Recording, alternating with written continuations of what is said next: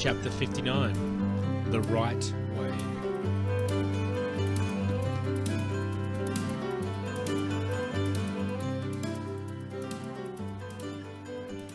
Miriam Brimmer, Nora said. Good evening. Mr. Corey turned to Annika and Luca as soon as Nora was seated. I'd never seen his eyes look so wild and worried. Miss Ramusa has left the Haven, he said. I can see that, Luca replied quietly. We saw the police cars looking for her, and then we spotted Nora across the street at school, and we knew she must have been looking for her friend, for Mr. Curry, Sam said, nodding over at the two of them. And then Fred said we should help her, and I felt the blood drain from my face as Luca turned to me. So you aided and abetted, he said. I knew what that meant. Someone who helps a person commit a crime. Flee, Mr. Curry corrected. We have, each of us, helped Nora to flee, which is the very purpose of a haven. He paused before adding, or at least, it should be. Luca ran a hand over his face. Aside from that explanation, not holding up in a court of law, have you all failed to notice that she's pregnant? She's right here and she knows, Nora said quietly. I saw Annika's jaw drop open again when she heard Nora's words in perfect English, and then Annika seemed to shake herself, closed her mouth and walked over to stand before her. Hello, Annika, Nora said. Annika nodded. Your English is, As it was, Nora said. I am sorry. I could not talk then. I had nothing I wished to say. Annika looked between her and me, and I felt myself blush. She must have figured out that I'd known and had been speaking to Nora for a while.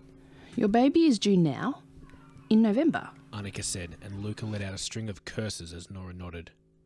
You'll need a hospital. You'll have to go back. We can't just... Nora firmly shook her head. Annika sighed. Luca turned to Mr. Curry. Furman, whatever you think is going to happen here... It's already happened, Mr. Curry interrupted. She has written a letter to the immigration minister that will now almost certainly be rejected.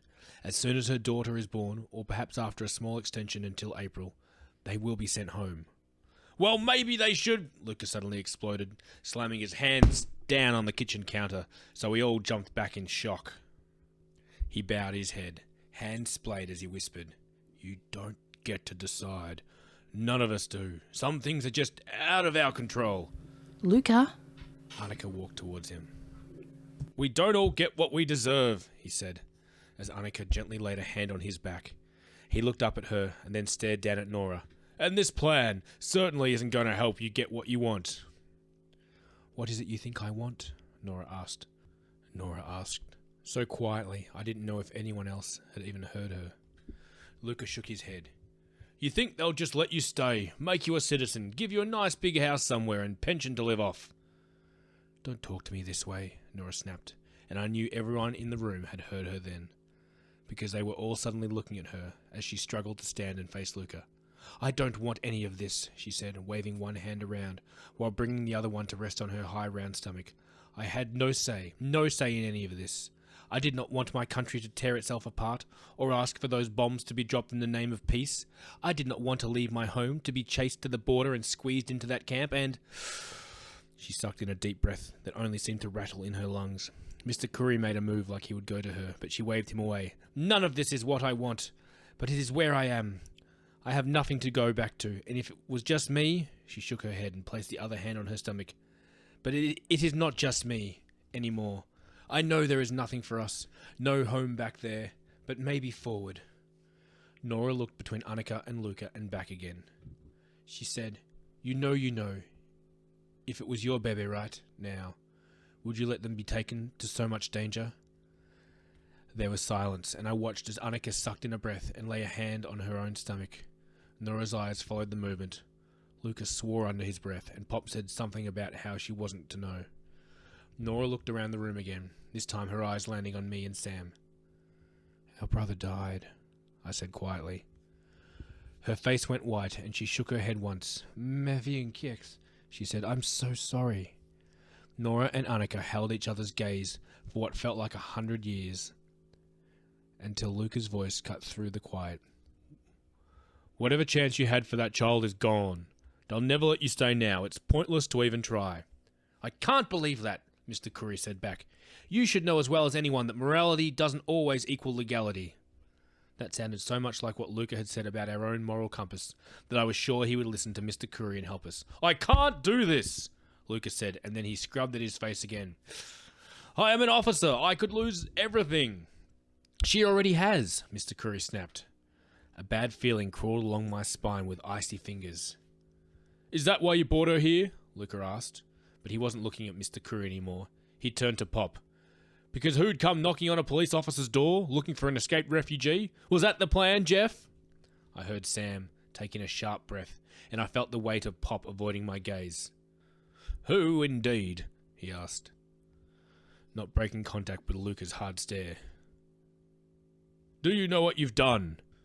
He made a move towards Pop, and Annika took a firm hold of Luca's arm, squeezed it so tight I saw her knuckles go white. Please, I whispered. Why do you even care? Where have you been this year, Jeff? Luca spat, while Pop slowly stood up to his full height. You've brought this mess to my family's doorstep. Are you even sticking around for the fallout? What's that supposed to mean? Pop said. And your family, is it?